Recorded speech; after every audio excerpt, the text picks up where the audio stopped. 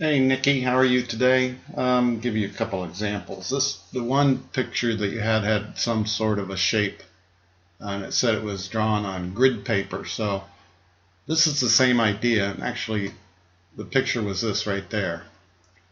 So I've just taken one that's basically the same concept, and let's see how we do it. It wants to know the perimeter of the shaded area. So I need a pen here.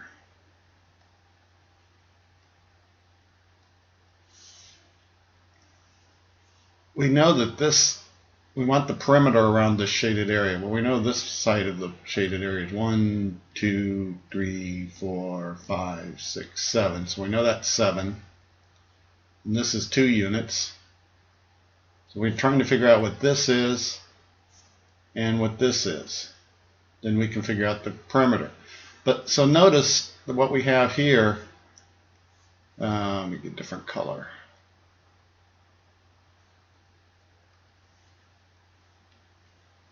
What we have here is a right triangle,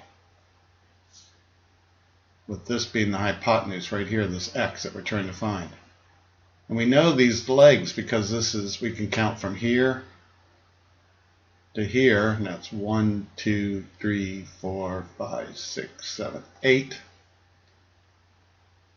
And this is 1, 2, 3, 4, 5, 6, 7, 8, 9, 10. So I'm trying to write this a little better. So that's just 8 squared plus 10 squared equals x squared, which is a squared plus b squared equals c squared. And that's what we're looking for right there to get that figure. So we just know that this is 64 plus 100 equals x squared. That's 164 equals x squared. And we take the square root of 164, which is some number. Let me see what it is. I gotta get my calculator.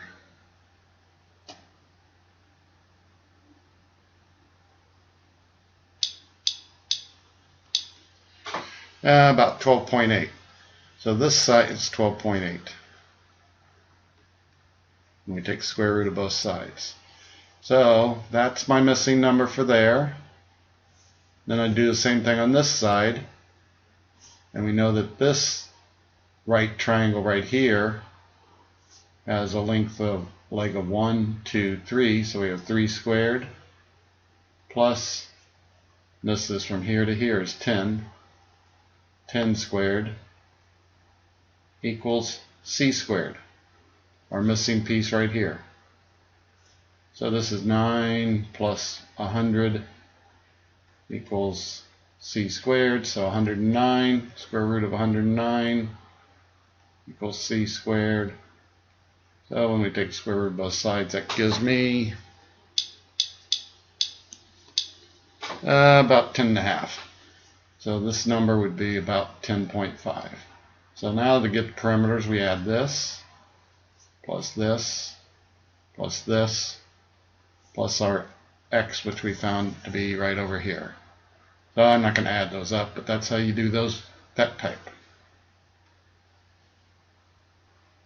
Okay, this problem, as it turns out, there was no right answer. They did this wrong.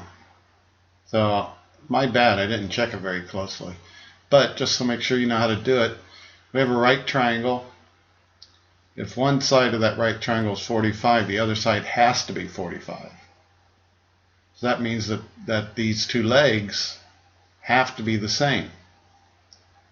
So we can use Pythagorean theorem again. A squared plus b squared equals c squared. Well, what's a and b in this? Well, they're each x. So I have x squared plus x squared equals c squared. In this case, c is 9. So I've got 2 x's, so I have 2x squared equals 9 squared. Well, we know that that's 81. And we want to divide both sides by 2. That'll get rid of this 2, and that leaves it with x squared equals 81 over 2. And I take the square root of both sides, and that'll leave me with my answer, x equals, well, the square root of 81 is 9. And we can't do anything else with the square root of 2, so it's x equals 9 over the square root of 2. So the right answer was not there.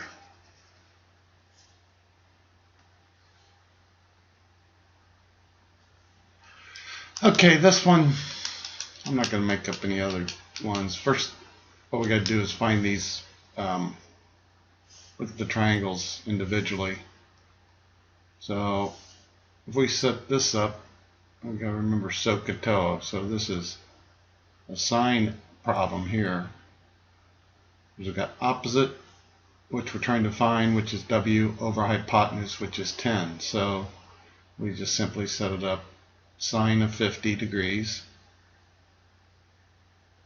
equals opposite, well, that's W, over hypotenuse, which is 10. Now, my colors, oh, there they are. So now we just multiply both sides by 10. We get 10 times the sine of 50 equals W. And your calculator should give you the sine of 50 to be 0.766 times 10, 7.66, so 7.7. So it's either going to be this one or it's going to be this one. So now we just got to figure out what x is. Okay, so then we have this as 7.7. Now they want us to find this degree. So we have opposite over hypotenuse. So the sine of x equals opposite over hypotenuse. But to calculate this, we do the inverse function. So it's inverse, sine inverse, written like that, of 7.7 over 11 in the calculator. Gives you 44.4, so we're right here. And make sure your calculator is set to degrees, not radians. By default, a lot of calculators are set to radians.